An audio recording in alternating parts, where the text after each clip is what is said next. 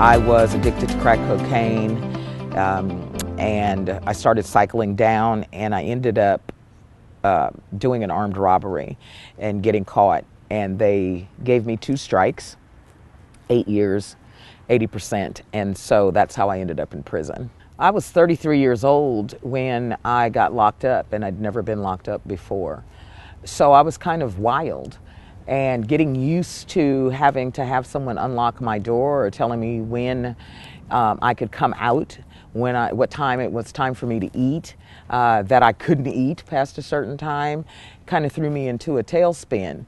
And being institutionalized like that is purposely meant to break you down mentally.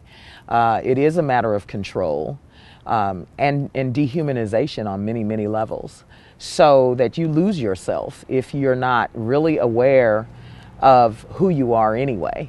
Most of the people, especially in prison, a lot of times coming out of the youth facilities, they are still in custody.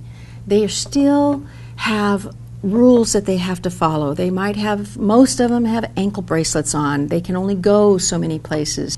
So we need to kind of understand that they're coming from a little different place. Working with folks who've gone through the process and being there in a legal capacity to support with legal barriers is that everything, especially for folks who've been in prison for a long time, everything is very disorienting. The freedom feels very scary. It doesn't feel free quite yet. And the barrage of decisions and imagery and people and closeness can be quite overwhelming. In the present system, they're released sometime after midnight until 6 in the morning. And they're released with whatever they had when they came in. And this idea of what happens next, you know, a lot of times you talk to people, they feel safe while they're in jail because they know they have got the routine, they've got food, they've got shelter, and they're almost fearful of what happens when they take that first step outside. I think just understanding a little bit that oftentimes an inmate doesn't have necessarily family or friends waiting for them, but there's often dropped off in the middle of the night with just a couple $100s, which is a little hard to find housing. They may not have a driver's license or things like that, and those are all things that they may not have any kind of Social Security or benefits, and so they're really being faced with quite a transition in trying to adjust back to being able to function in society.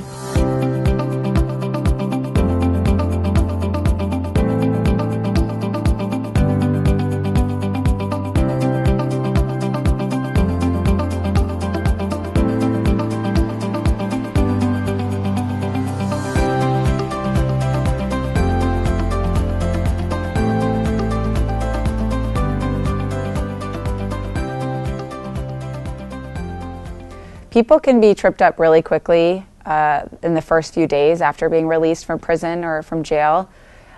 One of the biggest issues often is community supervision. So in California, that's parole and probation. And there's a lot of rules and requirements. I'm not sure that any person can truly follow every single rule and requirement that we put on people who are coming out of the system. And within the very first few days, someone needs to be able to report to their parole officer. That may be without money to actually get there. It may be without the knowledge of where it is. And at that meeting, they're expected to already be able to answer a lot of questions about their plans in reentry. And that is extremely difficult and challenging. And it can often set people on the wrong foot, where they're coming out and afraid and looking for support, and instead they're already having demands made of them that can seem like too much. And you know, there's thousands of laws on the books presently, and many of the inmates don't know about these. So you can get a list of lawyers which actually work with inmates that have been released, and to have a list of that in your reading room there at the church would be of great service. I'm increasingly aware of the need for more mentoring outside of the mentoring we do inside the prison. It's outside that really will accomplish a great deal. How to help them really find a job, find a place to live. Those two aspects just are so important. And I just put it out there, that's what we really need.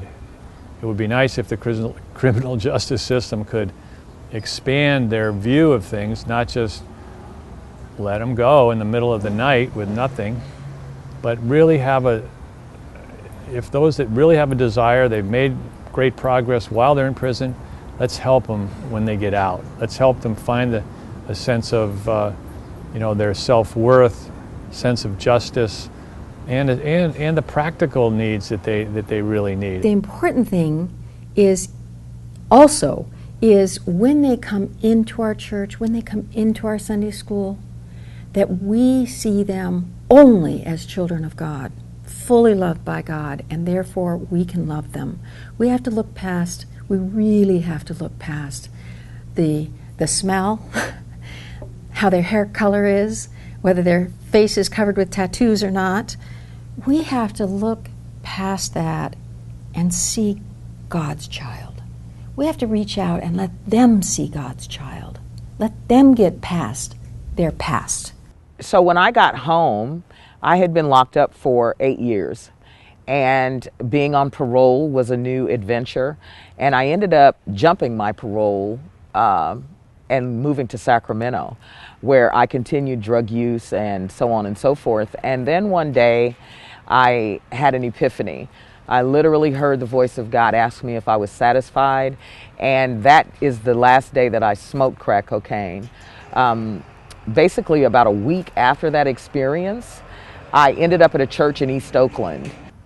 Walking into church really wasn't problematic for me. I grew up in church, and because of my experience of actually what I believe hearing the voice of God asking me, was I satisfied, I realized that I was in search of something. I needed to find out why. Why was my life spared? Why was I given an opportunity to get another chance? And so it didn't matter. Some told me I was an abomination because I had performed an armed robbery. But my mind was such that I was there to get something, and it didn't matter what anyone said, because God had reclaimed my life, and I was in search of God, not people. You know, Jesus makes it really, really clear that to be a Christian, we are to help others. There's that story in all the Gospels that where Jesus talks about the king calling up the righteous people and saying, "Hey, you came to me when I was in prison. You fed me when I was hungry." And they all said, "Well, wait a minute, we didn't do that to you." And he said, "You do it to one of my little ones, you've done it to me." And I think, oh, whoa, wouldn't we love to help and serve God that way? If you're watching this video and you happen to be a member of a church and you have some trepidation about new coming in, or you're curious as to why someone looks the way they do, what I would say to you is, remember that you walked into somewhere one time and you were different. And someone accepted you, or they overlooked whatever it is they thought you were. And it's not about tolerance. It's about accepting that people are different and learning to love people where they are so that you get to know them.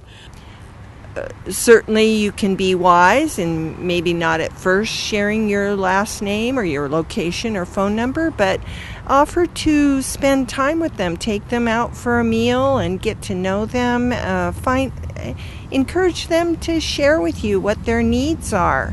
It's always wonderful to have a listening ear and a community that is interested in your welfare. What are the practical steps we need to take to welcome these people?